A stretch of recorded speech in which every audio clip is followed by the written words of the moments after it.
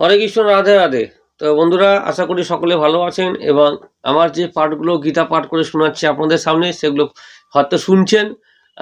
তো যারা যারা শুনছেন সকলকে আমি যে ধন্যবাদ জানাই। আমার এই পাঠগুলো আপনারা মনোযোগ সহকারে শুনছেন এবং যারা এখনো পর্যন্ত শোনার সেই সময়টুকু করে উঠতে পারেনি তাদের জন্য বলছি যে আপনারা অবশ্যই সময় করে একবার হলেও কিন্তু দিনে হোক, রাতে হোক, দুপুরে হোক, খাওয়ার পরে, আগে হোক, যখনই হোক, এই যে পাঠগুলো অবশ্যই আপনারা কিন্তু শ্রবণ করবেন। তো শ্রবণ করবেন, গীতা সবসময় আপনারা কাছে রাখবেন, যেখানে যাবেন সেখানে গীতাকে সঙ্গে করে নিয়ে যাবেন। রাধে রাধে, হরে কৃষ্ণ একবার অবশ্যই আপনারা কিন্তু বলবেন, যতবার খুশি বলতে পারেন। তো আমি আজকে 14 নম্বর শ্লোক আমি পড়ে শোনাবো।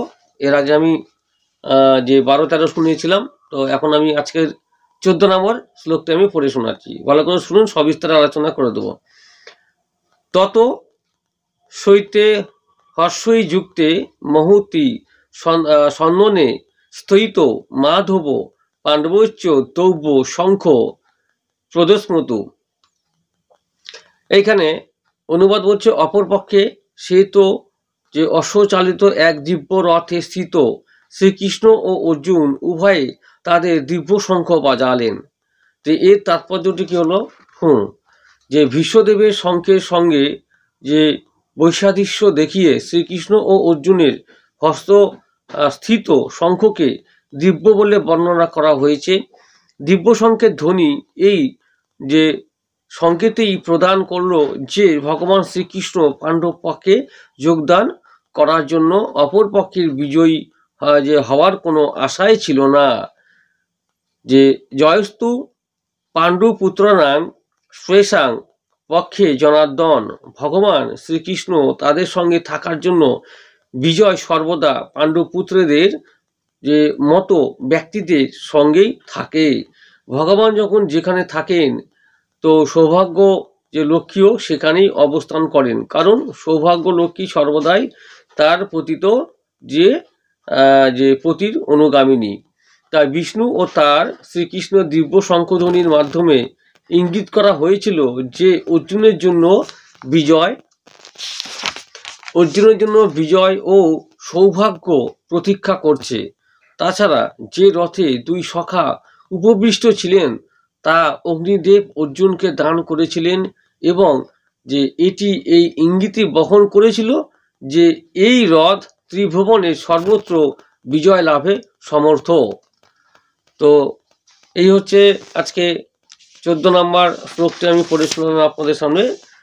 যখন হচ্ছে শ্রীকৃষ্ণ এবং অর্জুন একই সাথে সেই রথে, দিব্য রথে সেই চড়ে এবং সেইখানে যে শ্রীকৃষ্ণ অর্জুনের যে শঙ্খ অর্থাৎ দিব্য শঙ্খ যে বাজালো, তারই এখানে তাৎপর্য করা হলো। এবং যে কিভাবে এখানে যে এই যে শঙ্খ ধ্বনি দেওয়ার পরে এবং আকাশ এবং যে চারিদিকে আকাশ বাতাস মিলে, পাতাল মিলে চারিদিকে কিন্তু শঙ্খধ্বনিতে একদম যে গর্জে উঠেছিল, যে যুদ্ধের যে প্রারম্ভ অর্থাৎ শুরু হতে চলছে, তা সেই যে শঙ্খর যে ধ্বনি চারিদিকে একদম কেঁপে উঠেছিল।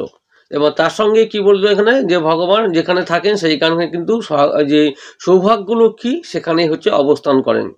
তো সৌভাগ্য লক্ষ্মী সর্বদা তার প্রতি অনুগামিনী, সেই জন্য বলছে এখানে যে তাই বিষ্ণু এবং শ্রীকৃষ্ণের দিব্য শঙ্খধ্বনির মাধ্যমে ইঙ্গিত করা হয়েছিল যে অর্জুনের হচ্ছে বিজয় কিন্তু অবধারিত।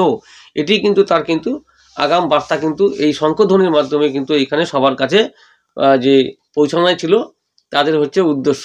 এবং এটাই শ্রী ভগবানের যে মনের ইচ্ছা, তার শঙ্খধ্বনির মাধ্যমে কিন্তু এখানে সবার সামনে কিন্তু উপস্থাপিত করেছিল। তো সবাই ভালো থাকুন। আজকে আমার শ্লোক নাম্বার 14 আমি পাঠ করলাম।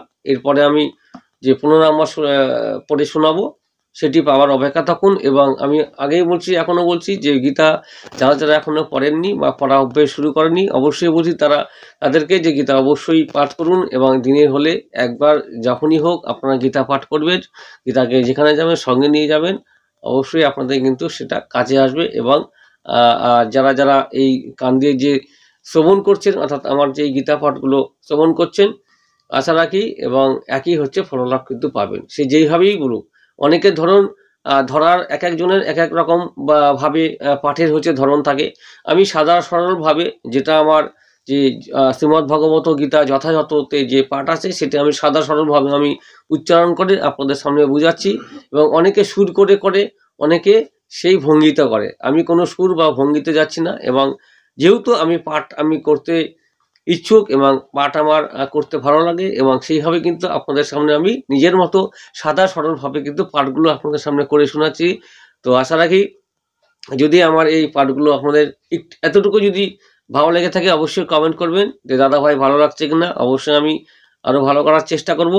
আর আগামী দিনে আরও যে পাঠগুলো যাতে ভালো করে করতে পারি তার আশা আমি রাখবো এবং ইচ্ছা আমি আছে, সেটার আমি চেষ্টা করে যাব। আর সঙ্গে থাকুন, আপনাদের সাপোর্ট আপনাদের ভালোবাসা আমার সঙ্গে থাকবে এবং এই চ্যানেলের সঙ্গে থাকবে। যে কেবি ভজন কীর্তন, এখানে বিভিন্ন অনুষ্ঠানের ভিডিও পাবেন, কীর্তন থেকে শুরু করে এবং ঠাকুর দেবতার সম্পর্কে যত কিছু সেই সমস্ত তথ্য শেয়ার করব। এবং এইভাবে কিন্তু আপনাদেরকে যে আমাদের এই যে চ্যানেলটাকে সাপোর্ট করতে হবে। আর আমরা যাতে এরকম টাইপের আরও নতুন নতুন আমরা যে ভিডিওগুলো করতে পারি ঠাকুর দেবতার উপরে, সেগুলো কিন্তু আমরা যেন মনের অনুপ্রেরণা জোগাতে পারি। আপনাদের ভালোবাসাতেই সেটা আমরা একমাত্র সম্ভব হবে। তো ভালো থাকুন, রাধে রাধে, হরে কৃষ্ণ। আর পরবর্তী পাঠের অপেক্ষা থাকুন বন্ধুরা।